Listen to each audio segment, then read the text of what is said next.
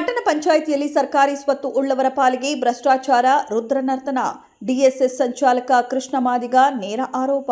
ಹೌದು, ತುರುವೇಕೆರೆ ತಾಲೂಕಿನ ಬಾಣಸಂದ್ರ ರಸ್ತೆಯಲ್ಲಿರುವ ಪಟ್ಟಣ ಪಂಚಾಯಿತಿ ಮುಂಭಾಗ ದಲಿತ ಸಂಘರ್ಷ ಸಮಿತಿ ಅಂಬೇಡ್ಕರ್ ವಾದ ತಾಲೂಕು ಸಂಚಾಲಕ ಕೃಷ್ಣ ಮಾದಿಗ ಆರ್ಟಿಐ ಕಾರ್ಯಕರ್ತ ಮೋಹನ್ ಅವರಿಂದ ಜಂಟಿ ಪತ್ರಿಕಾಗೋಷ್ಠಿ ನಡೆಸಲಾಯಿತು.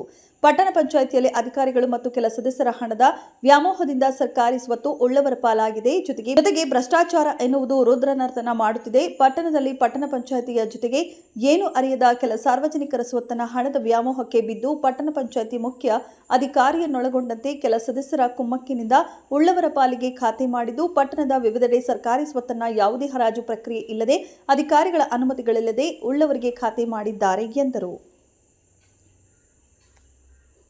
ವರದಿ ಮಂಜುನಾಥ್ ಕೆಎ, ತುರುವೇಕೆರೆ.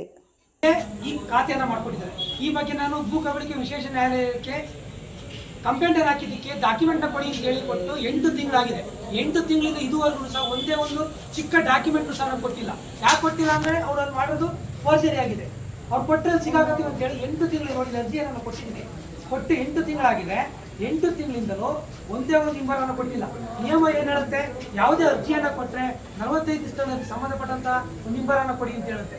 ಈ ಪಟ್ಟಣ ಪಂಚಾಯಿತಿಯ ಅಧಿಕಾರಿಗಳು ಭ್ರಷ್ಟಾಚಾರದಲ್ಲಿ ಎಷ್ಟು ತೊಡಗಿದ್ದಾರೆ ಅಂತ ಸಾಕ್ಷಿ ಏನಪ್ಪ ಅಂದರೆ, ಒಟ್ಟು 8 ತಿಂಗಳಾದರೂ ಇದುವರೆಗೂ ಒಂದೇ ಒಂದು ಇಂಬರ ಕೊಟ್ಟಿಲ್ಲ. ಏನು ಇದ್ರ ಬಗ್ಗೆ ಲೋಕಾಯುಕ್ತದಲ್ಲಿ ಆಲ್ರೆಡಿ ದೂರನ್ನು ದಾಖಲಿಸಿದ್ದೀವಿ. ಲೋಕಾಯುಕ್ತರು ವಿಶೇಷ ತನಿಖೆಯನ್ನು ಮಾಡ್ತಿದ್ದಾರೆ.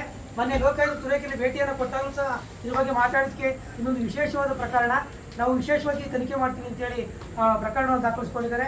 ಹೀಗೆ ಭ್ರಷ್ಟಾಚಾರದಲ್ಲಿ ತೊಡಗಿ ಅನೇಕ ಸೈಟ್ಗಳನ್ನು ಮಾಡಿಕೊಟ್ಟಿದ್ದಾರೆ. ಲೋಕಾಯುಕ್ತರು ಬಂದು ಕಂಪ್ಲೇಂಟ್ ಕೊಟ್ಟಾದ ಮಾರನೇ ದಿನವೇ ಹೊಸದಾಗಿ 196 ಅಡಿ ಒಂದು ಮತ್ತೆ 912 ಅಡಿ ಹೊಸ ಖಾತೆಯನ್ನು ಸೃಷ್ಟಿ ಮಾಡಿದ್ದಾರೆ ಅಂದ್ರೆ ಲೆಕ್ಕ ಹಾಕೊಳ್ಳಿ. ಇವರಿಗೆ ಯಾವುದೇ ರೀತಿಯಾದ ಭಯ ಇಲ್ಲ. ಸ್ಥಳ ಇಲ್ಲಿ ಕೆರೆ ರಸ್ತೆ ಪಕ್ಕದಲ್ಲಿ ಮಾಡಿದ್ದಾರೆ. ಅದ್ರ ಲೆಕ್ಕ ಹಾಕಬೇಕು ನಾವು. ಈ ಅಧಿಕಾರಿಗಳಿಗೆ ಯಾವುದೇ ರೀತಿಯಾದ ಭಯ ಇಲ್ಲ. ಯಾರಿಗೂ ಕೇರ್ ಮಾಡ್ತಿಲ್ಲ. ಯಾವ ಲೋಕಾಯುಕ್ತರು ಆಗ್ಬೋದು, ಏನೇ ಆಗ್ಬೋದು, ಯಾರಿಗೂ ಕೇರ್ ಮಾಡ್ತಾರೆ. ಪಕ್ಕ 1750 ಅಡಿ ಪಟ್ಟಣ ಪಂಚಾಯಿತಿ ಸ್ವತ್ತು ಬೇರೆಯವರಿಗೆ ಖಾತೆ ಮಾಡಿರ್ತಾರೆ.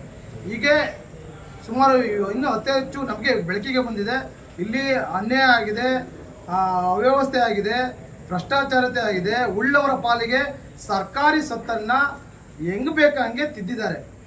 ಹಂಗಾಗಿ ನಾವು ಈ ನಿಮ್ಮ ಪತ್ರಿಕಾ ಮಾಧ್ಯಮ ಮುಖಾಂತರ ಗಮನಕ್ಕೆ ತರ್ತಾ ಇರೋದು, ಈ ಕೂಡಲೇ ನಾವು ಇವತ್ತು ಈ ಸಂಜೆ ಒಳಗೆ ನಾವು ಇಮೇಲ್ ಮುಖಾಂತರ ಜಿಲ್ಲಾಧಿಕಾರಿಗೆ ಕಳಿಸ್ಕೊಡ್ತಾ ಇದ್ದೀವಿ.